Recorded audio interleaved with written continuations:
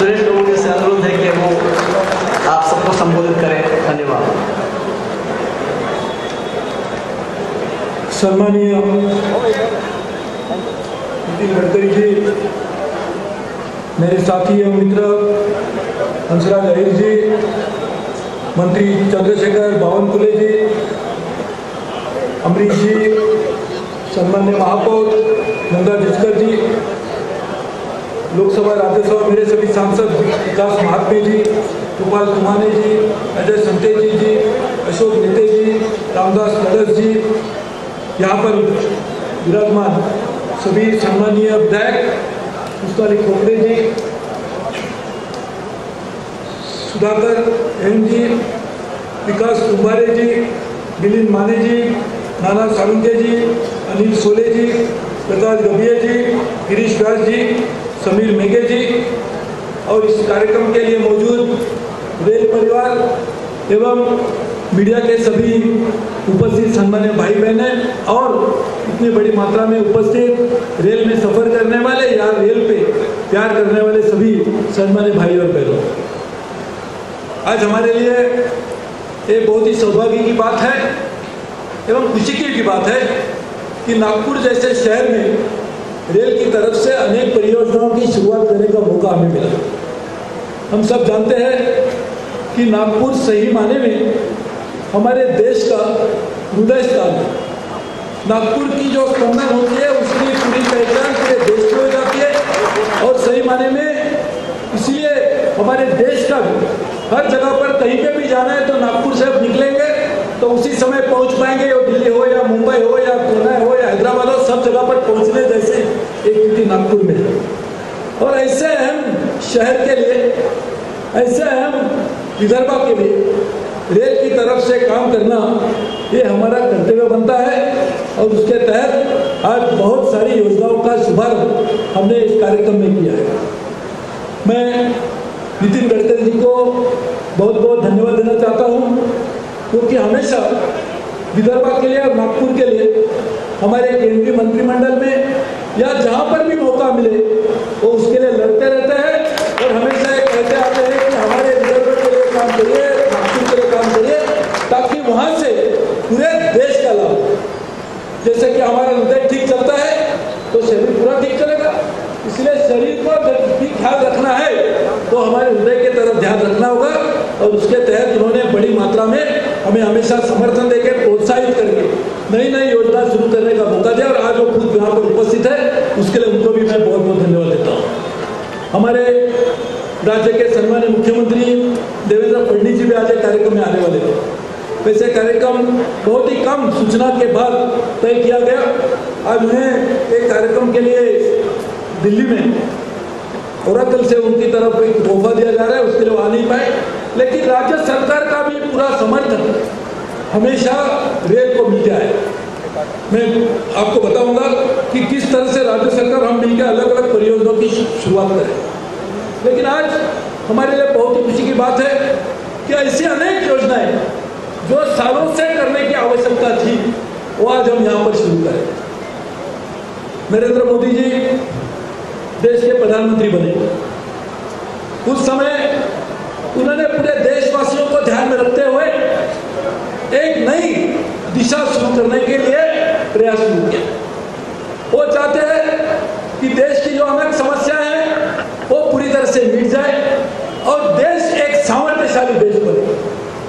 यहाँ पे रहने वाले गरीब लोग, यहाँ पे रहने वाले पीड़ित लोग, यहाँ पे रहने वाले दलित लोगों की सबकी समस्या दूर करने का मौका हमें सरकार को मिले और उसी मिशन को ध्यान में रखते हुए उन्होंने काम करने की शुरुआत। यदि देश को बड़ा बनाना है, देश की समस्या को दूर करना है, किसान जो अपने खेत में फसल बनाते हैं उसको यदि मंडी तक पहुंचाना है तो हमें अलग अलग काम करने की जरूरत है। जो काम करने के लिए रेल को भी आगे आके काम करना होगा। सिर्फ रेल नहीं तो रोड के लिए नितिन जी ने तो इतने बड़े मात्रा में काम शुरू किया है कि कभी कभी हमें उससे मोटिवेशन भी मिलता है और हम उससे ज्यादा काम करने की कोशिश भी करते हैं। तो मोदी जी यदि देश को बढ़ाना चाहते हैं तो हमने संकल्प किया रेल बढ़े देश बढ़े, रेल बढ़ेगी तो देश बढ़ेगा और इसलिए रेल को बढ़ाने के लिए हमने काम करने की शुरुआत। आपको सुन के इस बात की खुशी होगी कि पहले हमारे देश का बजट जब रेल का बनता था तो 40-45 हजार करोड़ रुपया रेल के लिए हर साल मेन बजट से दिया जाता। 40-45 हजार करोड़ में रेल की आबादी बढ़ गई, रेल में चलने वाले लोगों की, सफर करने वाले की संख्या बढ़ गई, रेल से लोगों की उम्मीदें बढ़ गई, लेकिन उस अपेक्षाओं को पूरी करने की ताकत रेल में लाने के लिए रेल का इंफ्रास्ट्रक्चर नहीं बढ़ा। हमने इस बात को आप सुन के हैरान होंगे कि 1740% रेल में काम करने वाले ट्रैफिक और पैसेंजर की क्षमता बढ़ी और रेल का इंफ्रास्ट्रक्चर सिर्फ 34% से बढ़ा। आप समझ लीजिए इतने बड़े मात्रा में रेल का इंफ्रास्ट्रक्चर बढ़ने की जरूरत थी, वो नहीं हो पाया और उसकी वजह से आज रेल की अनेक समस्याओं का हमें सामना करना पड़ा। तो हमने तय किया 40-45 हजार से काम नहीं चलेगा। सिर्फ 2.5 सालों में हमने रेल के लिए 3.5 लाख करोड़ रुपए के लिए रेल में निवेश करने की शुरुआत। और निवेश भी कहाँ किया जाएगा? निवेश किस जगह पर किया जाएगा जहां पर सबसे ज्यादा रेल की जरूरत है उस हमारे 16% नेटवर्क 60% से ज्यादा ट्रैफिक को हैंडल करता है और उससे सबसे ज्यादा नुकसान नागपुर जैसे शहर का होगा, विदर्भ का होगा, क्योंकि जैसे मैंने शुरू में कहा ये अपने देश के हृदय की तरह है। तो उसमें भी हम पूरी देश की लाइन जहाँ से गुजरते हैं नागपुर से भी उसका लाभ होगा, इसलिए हमने सबसे ज्यादा दोहरीकरण, तिहरीकरण, चौथी लाइन लगाने के काम की शुरुआत। उसी तरह से देश में जो विद्युतीकरण हुआ है, इतने सालों के बाद देश में सिर्फ 42% लाइन विद्युतीकरण हो चुकी है। हम लोगों ने तय किया अगले 5 सालों में देश में जितना 70-80 साल से हुआ है उससे दुगुना काम अगले 5 साल में हम करेंगे। उसी तरह से आज निर्णय हो चुका है कि हम लोग देश में जितने भी मीटर गेज लाइन है उस सभी लाइन को ब्रॉड गेज में कन्वर्ट करेंगे। जिस तरह से वाटर गेज ब्रॉड गेज में कन्वर्ट होगी और विद्युतीकरण भी होगा साथ में, तो आप समझ लीजिए कितने रफ्तार से गाड़ियां चल सकेगी। साथ ही में दोहरीकरण हो जाएगा, तिहरीकरण हो जाएगा तो और गाड़ियां भी चलेगी। यानी जो क्षमता रेल की चलने की क्षमता है उसको बढ़ोतरी करने की जो जरूरत थी उसके ऊपर ध्यान में देकर हम लोगों ने पूरी मात्रा में रेल को अच्छी तरह पटरी पर लाने का काम की शुरुआत की। और हम जानते हैं कि इसी तरह से इसी रफ्तार से हम काम करेंगे तो आने वाले दिनों में जरूर आपको इसका एहसास होगा कि रेल आम आदमी के लिए, रेल में सफर करने वाले लोगों की दिक्कतों को ध्यान में रखते हुए रेल काम करिए। और ये काम करने के लिए हम लोगों ने इस काम को भी हमने शुरुआत की। मैं आपको सभी बात नहीं बताना चाहूंगा, लेकिन रेल में ऐसी बहुत सारी सुविधाएं हम देने के लिए हमने काम की शुरुआत की है। और मुझे खुशी है कहने के लिए कि इससे आने वाले दिनों में यात्रियों को ध्यान में रखते हुए काम किया है। जैसे आपने देखा कि अभी लोग कंबल लेते हैं सफर करते समय, तो एहसास होता है कि किसी ने दूसरे ने तो यूज नहीं किया होगा और इसकी व्यवस्था पहले नहीं थी। हम लोगों ने हर जगह पर मैकेनाइज्ड लॉन्ड्री लगा दी। अभी हमारे जनरल मैनेजर शर्मा जी बता रहे थे कि सेंट्रल रेलवे में अभी सभी के सभी जो भी इंजीनियर होंगे, ट्रेन में सफर करने वाले, अस्पताल में रहने वाले, कॉलोनी वाले, वो सभी को मैकेनाइज्ड लॉन्ड्री से साफ किया होगा, हुआ ही इंजीनियर मिलेगा। उसी तरह से पानी पीने की समस्या थी।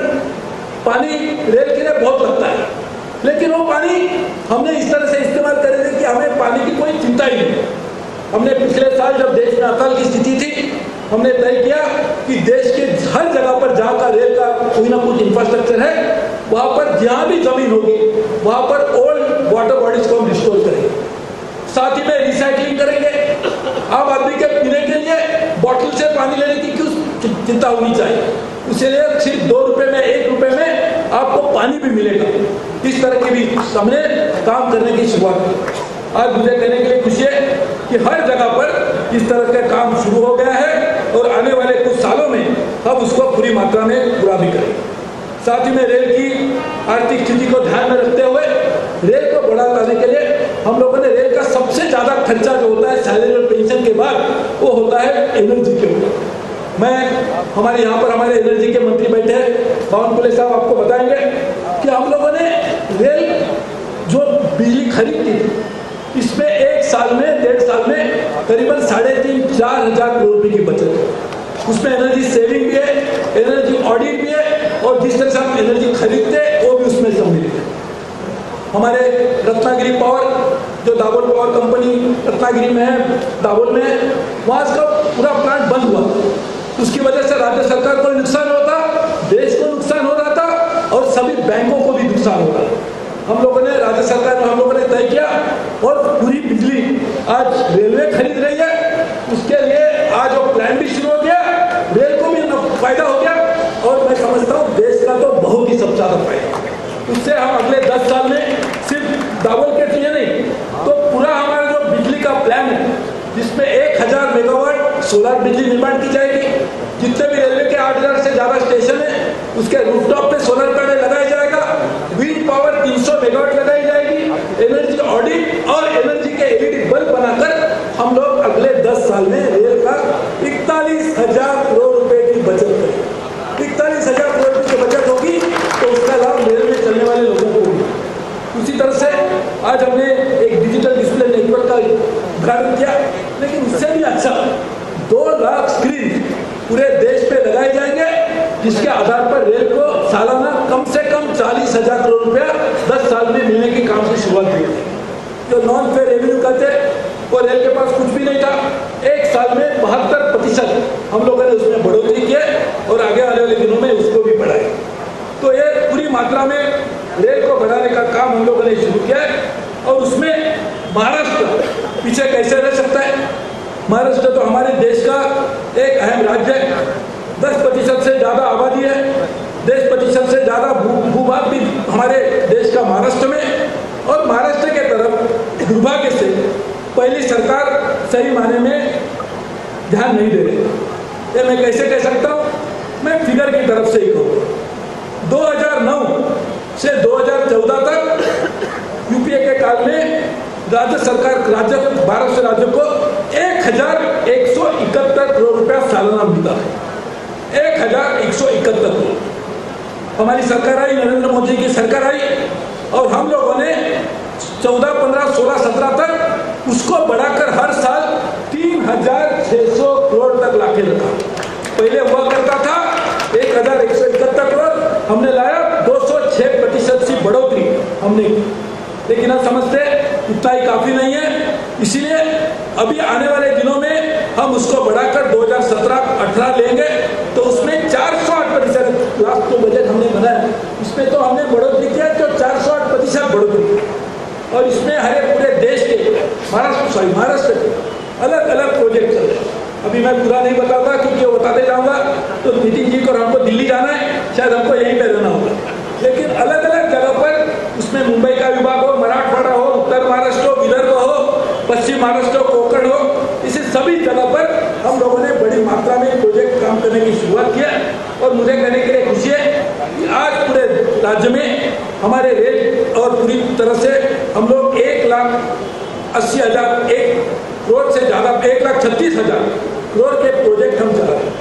मैं सिर्फ इधर के बारे में आपको बताना चाहता हूँ। वर्धा नांदेड़ नई लाइन, पित्रासी Nagpur 3rd line, Wardha Ballarshah 3rd line, Kazipet Ballarshah 3rd line, Wardha Sevagram 3rd line, Sevagram Nagpur 3rd line, Wardha Nagpur 4th line, तदव चिचोंडा 3rd घाट line, Ranjangaon Nagpur 3rd line, Wadsa Gadchiroli नई लाइन, बुढ़ानी कोलुमा चोट लाइन डबलिंग, नागपुर कोलोन लाइन, इस तरह से काम, और उसी तरह से गेज कन्वर्जन का भी काम। लेकिन उसके अलावा मैं सम्माननीय मुख्यमंत्री देवेंद्र फडणवीस को धन्यवाद देना चाहता हूं कि उन्होंने और हमने मिलकर एक नई कंपनी फॉर्म करने का निर्णय लिया। कंपनी की पूरी प्रक्रिया हो चुकी है, और उसके तहत भी इसके अलावा और सारी योजनाओं के लिए काम करने की हम शुरुआत करेंगे। यानी आप समझे, एक तरफ से राज्य सरकार को जो, यानी रेलवे की तरफ से राज्य को जो धन मिलता था उसमें बढ़ोतरी हुई है, और साथ ही में और भी काम शुरू करने के लिए राज्य और केंद्र सरकार मिलकर जो काम करेंगे उससे भी राज्य को बड़े पैमाने पे लाभ होगा। हम जानते हैं कि अलग अलग योजना की शुरुआत की गई है। नितिन जी ने मुझे बताया है कि यहाँ के जो किसान हैं, ऐसे किसानों की जो समस्या ध्यान में रखते हुए, वो फिर संतरा करने वाले किसान हो और जो भी किसान हो, उनके लिए भी हम दोनों मिलकर हम लोगों ने तय किया है कि रेल की तरफ से और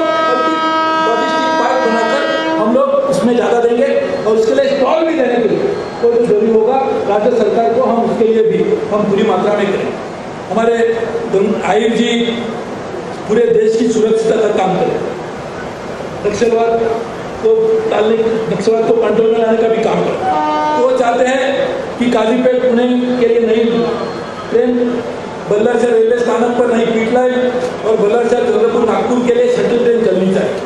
हमने हमारे महानिबंधक जी को बताया है कि जल्द से जल्द इन्हीं योजनाओं के ऊपर भी कार्रवाई करके ये किस तरह से पूरा हो सके इसके ऊपर भी हम पूरी मात्रा में ध्यान दें। तो हम चाहते हैं कि नागपुर, विदर्भ और हमारी नागपुर डिवीजन, अमरावती डिवीजन सबको मिलकर ज़्यादा से ज़्यादा लाभ कैसा मिले वो देखना चाहिए, क्योंकि हम जानते आ रहे, हम इस बात को एहसास भी करते हैं कि विदर्भ के विकास से देश का विकास हो। विदर्भ एक ऐसा हमारे राज्य का एक बहुत अहम हिस्सा है कि जिसका विकास होने से राज्य का तो होगा ही होगा, लेकिन साथ में पूरे देश का भी होगा और उसका लाभ मध्य प्रदेश को भी मिलेगा, छत्तीसगढ़ को मिलेगा, सबको मिलेगा। और इसलिए विदर्भ के ऊपर खास ध्यान देते हुए हम लोगों ने काम करने की शुरुआत की है और मुझे विश्वास है कि आगे आने वाले दिनों में इसका लाभ सब लोगों को मिलेगा। आज अलग अलग टर्मिनस भी बनाए जा रहे हैं। हम लोग स्टेशन को रीडेवलप करने के लिए काम की शुरुआत करें। जो स्टेशन है एयरपोर्ट फिर से भी अच्छा बने, तो इसके लिए हमने काम करने की शुरुआत की। मैं नितिन जी को विनती करता हूँ, क्योंकि नितिन जी का विजन तो बहुत ही विशाल है। वो समझते हैं कि देश का विकास करने के लिए काम करना चाहिए और उसी तरह से वो अपने मंत्रालय में तो काम करते हैं, लेकिन औरों को भी काम करने के लिए प्रोत्साहित करते हैं। मैं उनको विनती करता हूँ कि नागपुर या यहाँ के जो स्टेशन है उसको रीडेवलप करने के लिए कुछ हम लोग पीपीपी के मॉडल पे करेंगे, लेकिन उसके लिए आप भी आपका बल हमें दीजिए ताकि हम मिलकर उसको भी अच्छा बनाएंगे और उसके विश्व के अच्छा स्टेशन, एयरपोर्ट से भी अच्छा स्टेशन बनेगा। इसलिए काम करने के लिए आप भी हमें मदद करेंगे, ऐसा मैं विश्वास रखता हूँ।